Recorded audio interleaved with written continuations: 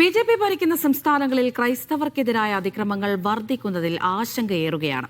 ആക്രമണങ്ങൾ തടയാൻ പ്രധാനമന്ത്രി സംസ്ഥാനങ്ങൾക്ക് നിർദ്ദേശം നൽകണമെന്നാണ് പ്രതിപക്ഷത്തിന്റെ ആവശ്യം. ക്രൈസ്തവർക്കെതിരായ അതിക്രമങ്ങൾ പ്രചാരണ വിഷയമാക്കാനാണ് പ്രതിപക്ഷത്തിന്റെ തീരുമാനം.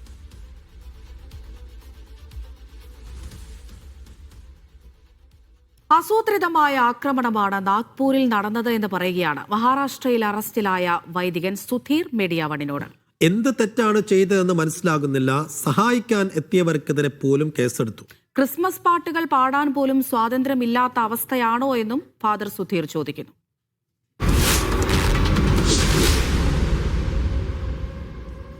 അത് ഒരു പ്രീ പ്ലാൻഡ് ആയിരുന്നു എന്ന് തന്നെയാണ് ചിന്തിക്കുന്നത്. അപ്പൊ അതിന്റെ ഇന്റൻഷൻ എന്താണ് എന്നുള്ളത് അവിടുത്തെ പശ്ചാത്തലത്തിൽ നമുക്ക് മനസ്സിലാവുന്നില്ല. ക്രിസ്മസ് സീസണാണ്. ആ ക്രിസ്മസ് സീസണിൽ ക്രിസ്മസ് പാട്ടുകൾ പാടുക എന്നുള്ളത് അങ്ങനെ സംഭവിക്കാൻ പാടില്ലേ, അങ്ങനെ ചെയ്യാനായിട്ട് പാടില്ലേ. ഞങ്ങളെ സഹായിക്കാനായിട്ട് എന്ന് പറഞ്ഞ് വന്ന 4 പേര്, അവർക്കെതിരെ പോലും FIR ഫയൽ ചെയ്തു. അവരുടെ ഗ്ലാസ് അടിച്ചു പൊട്ടിച്ചു, അവരെ ശരീരത്തിലെ മർദ്ദനം ഏൽപ്പിച്ചു, അവരോട് പൈസ ആവശ്യപ്പെട്ടു. സജു തോമസ് വിശദാംശങ്ങളുമായി ചേരുന്നു. സജു, ഫാദർ സുധീർ ജോൺ അല്പസമയം മുമ്പ് നമ്മോടൊപ്പം ഉണ്ടായിരുന്നു. അന്ന് നടന്ന സംഭവങ്ങൾ, ദുരനുഭവങ്ങൾ, ക്രൂരമായ മർദ്ദനത്തിന്റെ വിവരങ്ങളൊക്കെ അദ്ദേഹം പറഞ്ഞു. അപ്പോൾ അദ്ദേഹത്തിനെതിരെ എടുത്ത കേസിന്റെ സ്ഥിതി എന്താണ്? അദ്ദേഹത്തിന് തൽക്കാലത്തേക്ക് ജാമ്യം കിട്ടിയിട്ടെങ്കിൽ കൂടിയും എന്താണ് അതിന്റെ അവസ്ഥ?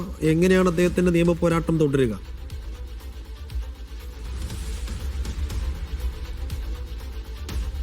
സൈഫുദ്ദീൻ, അദ്ദേഹത്തിന് ജാമ്യം ഇന്നലെയാണ് അദ്ദേഹത്തിന് ജാമ്യം ലഭിച്ച് അദ്ദേഹത്തെ വിട്ടയച്ചത്. എന്തായാലും എല്ലാ ദിവസവും പോലീസ് സ്റ്റേഷനിൽ പോയി ഒപ്പിടണം. അതോടൊപ്പം തന്നെ മറ്റു ചില നിബന്ധനകളും വെച്ചാണ് അദ്ദേഹത്തിന് ജാമ്യം ഇന്നലെ അനുവദിച്ചിരിക്കുന്നത്. 13-ാം തീയതിയാണ് ഈ കേസ് വീണ്ടും പരിഗണിക്കുക. എന്തായാലും ക്രിസ്ത്യൻ മതന്യൂനപക്ഷങ്ങൾക്ക് രാജ്യത്തിന്റെ വിവിധ സംസ്ഥാനങ്ങളിൽ വലിയ തോതിലുള്ള അക്രമ സംഭവങ്ങൾ നേരിടേണ്ടി വരുന്ന ഒരു സാഹചര്യമാണുള്ളത്. നാഗ്പൂരിൽ ഒരു ബർത്ത്ഡേ ആഘോഷവുമായി ബന്ധപ്പെട്ടുള്ള പ്രാർത്ഥനാ ചടങ്ങിലേക്കാണ് ബജ്രംഗ് ദൾ പ്രവർത്തകർ എത്തുകയും അതായത് നമ്മോട് സംസാരിച്ച അച്ഛനെയും അതോടൊപ്പം തന്നെ അദ്ദേഹത്തിന്റെ ഭാര്യയെയും അദ്ദേഹത്തിന്റെ നിയമസഹായവുമായി വന്ന 4 പേരെയും അറസ്റ്റ് ചെയ്യുന്ന നടപടികളിലേക്ക് നീങ്ങിയത്. ജമ്മു കാശ്മീരിലും ഇതിന് സമാനമായി തന്നെ ഒരു സംഭവമാണ് ഉണ്ടായത്.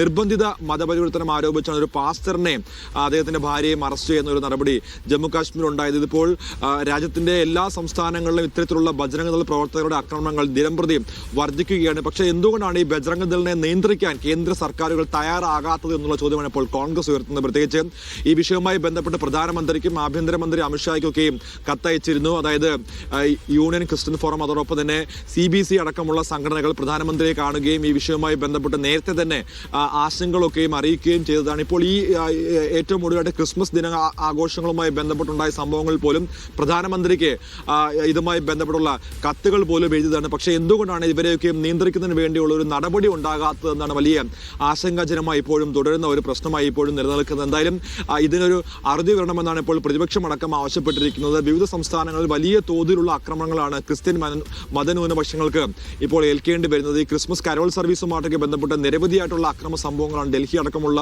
വിവിധ സംസ്ഥാനങ്ങളിൽ ഉണ്ടായത്. അതുമായി ബന്ധപ്പെട്ട് യാതൊരു കേസുകളും ഉണ്ടായിട്ടില്ല, അല്ലെങ്കിൽ ഈ കേസുകളുമായി ബന്ധപ്പെട്ട് വലിയ തരത്തിലേക്ക് ഈ കേസുകൾ മുൻപോട്ട് പോകുന്ന നമ്മൾ കാണുന്നില്ല. പക്ഷേ ഈ ക്രിസ്ത്യൻ മതന്യൂനപക്ഷങ്ങൾക്കെതിരെയുള്ള കേസുകൾ, അതായത് ഈ മതപരിവർത്തന നിയമം, നിരോധന നിയമം ശക്തിപ്പെടുത്തുന്നതുമായി ബന്ധപ്പെട്ട് ഏതൊരു ചെറിയ കേസായാലും ഈ നിയമത്തിന്റെ പരിധിയിലേക്ക് കൊണ്ടുവന്ന് ഇവരെ ജയിലിൽ അടയ്ക്കുന്ന ഒരു സ്ഥിതിയാണ് കഴിഞ്ഞ കുറച്ച് നാളുകളായിട്ട് വിവിധ സംസ്ഥാനങ്ങൾ നാം കാണുന്നത്. അപ്പോൾ വൈദികരായിക്കോട്ടെ, കന്യാസ്ത്രീകളായിക്കോട്ടെ, അത് അല്ലാത്ത മറ്റ് മതവിശ്വാസികളായിക്കോട്ടെ, ക്രിസ്ത്യൻ മതവിശ്വാസത്തിന്റെ ഏത് പ്രാർത്ഥനാ ചടങ്ങുകളും ഇത്തരത്തിലുള്ള ബജ്രംഗ് ദൾ പ്രവർത്തകർ പള്ളിയിലേക്ക് കയറുകയും പള്ളി അടിച്ചു തകർക്കുന്ന സംഭവങ്ങളൊക്കെ പല ദൃശ്യങ്ങളോട് നാം കണ്ടതാണ്. എന്തുകൊണ്ടാണ് ഒരു ജനാധിപത്യ രാജ്യത്ത് ഇങ്ങനെയുള്ള ജനാധിപത്യ വിരുദ്ധമായിട്ടുള്ള പ്രവർത്തനങ്ങൾ ഉണ്ടാകുന്നത് എന്നുള്ള ചോദ്യങ്ങൾ ഉയർന്നിട്ട് പോലും അതിൽ നിന്ന് യാതൊരു പ്രതികരണം BJP നേതാക്കളുടെ ഭാഗത്തുനിന്നുണ്ടായിട്ടില്ല. ഏറ്റവും സങ്കടകരമായ കാര്യം, ഈ സംഭവങ്ങളുടെയൊക്കെ പിന്നാമ്പുറത്ത് നിൽക്കുന്നത് BJP നേതാക്കളാണ്. മധ്യപ്രദേശിലെ ജബൽപൂരിൽ നമ്മൾ കണ്ടതാണ്. ഒരു BJPയുടെ ഒരു വനിതാ നേതാവ്, ജില്ലാ അധ്യക്ഷയാണ് അത്തരമൊരു സംഭവവുമായി ബന്ധപ്പെട്ട് അറസ്റ്റ് ചെയ്യാൻ വേണ്ടിയുള്ള നടപടികളിലേക്ക് നീങ്ങിയത്. പക്ഷെ അതുമായി ബന്ധപ്പെട്ട് കൂടുതൽ നിയമ നടപടികളിലേക്കൊന്നും നീങ്ങിയില്ല. അതുകൊണ്ട് തന്നെയാണ് വലിയ ആശങ്കാജനകമായിട്ട് ഈ സംഭവം ഇപ്പോഴും നിലനിൽക്കുന്നത്. ക്രിസ്ത്യൻ മതന്യൂനപക്ഷങ്ങൾ, പ്രത്യേകിച്ച് ഇന്ത്യയിൽ മതന്യൂനപക്ഷങ്ങൾ നേരിടുന്ന, കുറച്ചു കാലങ്ങളായി നേരിടുന്ന സംഭവവികാസങ്ങൾ ഇങ്ങനെയൊക്കെ തന്നെയാണ്. പക്ഷേ ഇതിൽ നിന്നൊരു അറുതി വേണമെന്നാണ് എല്ലാവരും ആവശ്യപ്പെടുന്നത്. അതിന്റെ പശ്ചാത്തലത്തിൽ പ്രധാനമന്ത്രി അടിയന്തരമായിട്ട് ഇടപെടണം എന്നുള്ള ആവശ്യമാണ് ഇപ്പോൾ കോൺഗ്രസ് അടക്കമുള്ള പ്രതിപക്ഷ പാർട്ടികൾ ഉന്നയിച്ചിരിക്കുന്നത്. ബജറംഗ് ദൾ തന്നെ നിരോധിക്കണമെന്നും ബജറംഗ് ദൾ വിവിധ സംസ്ഥാനങ്ങളിൽ നടത്തുന്ന ഇത്തരം നരനായാട്ടുകൾക്കെതിരെ കൃത്യമായിട്ടുള്ള പ്രതികരണം സർക്കാരിന്റെ ഭാഗത്ത് നിന്ന് ഉണ്ടാകണമെന്നുള്ള ആവശ്യമാണ് ഇപ്പോൾ കോൺഗ്രസ് അടക്കമുള്ള മറ്റ് പ്രതിപക്ഷ പാർട്ടികൾ മുൻപോട്ട് വെക്കുന്നത്.